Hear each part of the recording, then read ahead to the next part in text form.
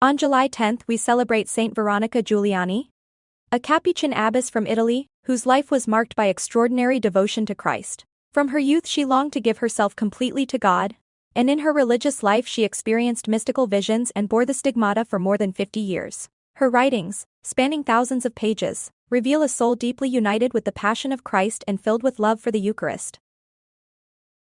Saint Veronica reminds us that holiness is not found in grand gestures alone, but in daily fidelity, prayer, and surrender to God's will. Her witness continues to inspire those who seek a deeper union with Christ. Let us pray. Almighty God, grant us the devotion and humility of Saint Veronica Giuliani, who embraced your love through prayer and sacrifice.